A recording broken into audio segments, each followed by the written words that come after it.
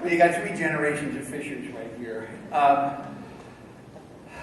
This is a complete surprise, and certainly that the extra members of our family would be here is just amazing. I want to talk, Fan Taylor, about whom this award is presented. She started this association, and another family connection for ours is our mother, who's 94, in good health, and living in Madison, Wisconsin. That's also where Fan Taylor has been living, and my mom and Fan Taylor were about the same age.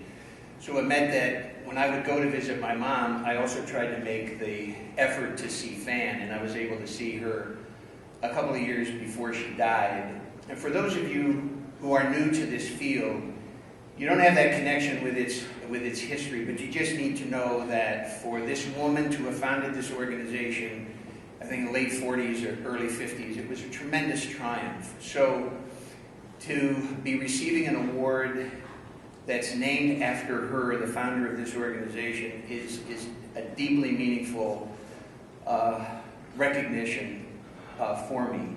So I want to thank the association for presenting this to me. But then I want to talk about the association because Matt and Penny, back in 85 or 86, sat me down and said, "Pops, it's time to get a job."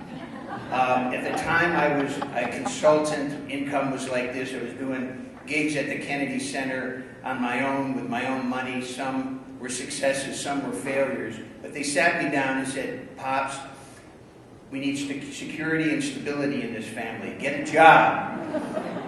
In the arts, okay, there you go. But at that point, I agreed with them and said, I'll be open to that prospect. And then the University Musical Society job opened up. Mention was made of Gail Rector, who was my predecessor. Then his predecessor, going back to 1904, was also a pioneer in the performing arts, a guy named Charles Sink, who created Hill Auditorium. These 2 great men were very active in this organization and also what is now ISPA. So I want to pay tribute to my predecessors. But to this association, when you're brand new and you're into a new field, you need to learn from those who've gone before you, those who do it really well. And so when I would come to this meeting, I'd sit down with people and ask them, who are the 10 best presenters in the United States? Because I learn best from who others respect. Who should I be learning from? And when you don't have a book or other kinds of things, you want to learn from the others. And I can't name them all now. Many of them are on the list of people who've received this award in the past. But I said, this will be my faculty. These are the people that I would want to learn from. I remember going to visit Ruth Felt in San Francisco and asked Ruth, how do I do it? And what was interesting is that nobody ever gave me any answers. They just suggested the questions that ought to be asked. And if you ever have a chance to look at an American Dialogue, this is the publication in the late 80s. This organization was responsible for writing, and Jerry Yoshitomi chaired the national task force that came out of that. How lucky for me that this was available to me as a young person starting out in this field.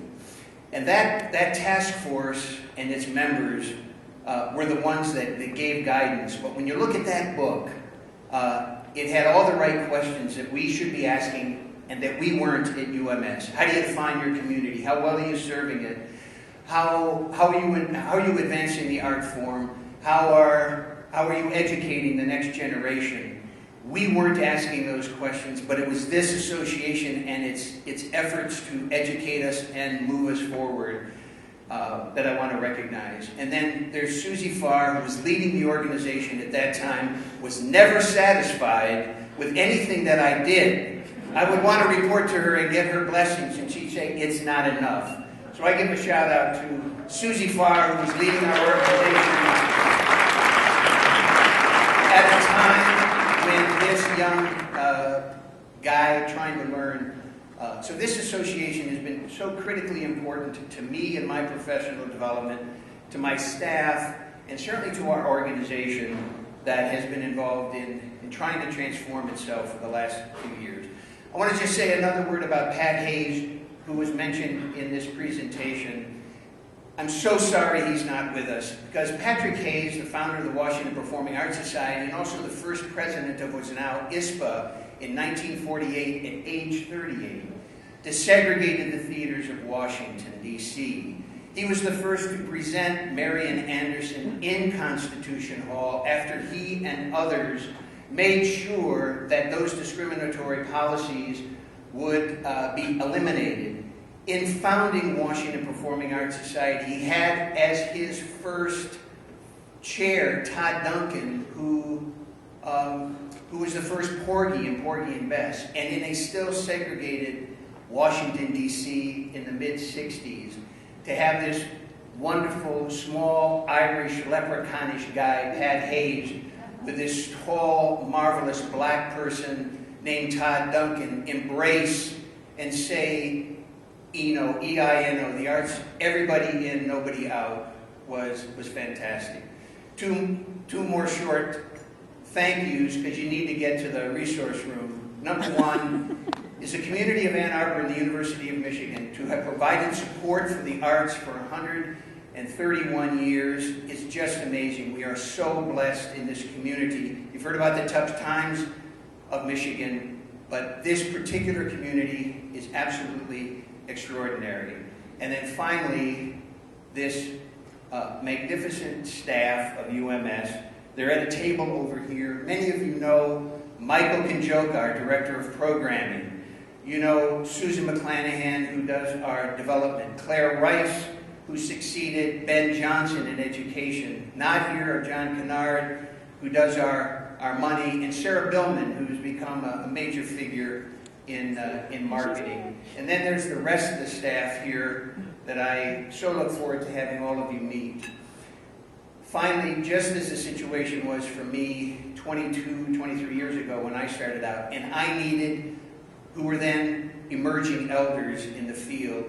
I'm so encouraged by things like the Emerging Leadership Institute and the Leadership Development Initiative here, where the best and brightest of that next generation are here. I urge you, all of us of my generation, get to know them, make yourself available to them, because they represent the best of the future. Thank you so much for this honor. I'm deeply touched. And to have my family here means so much. Thank you.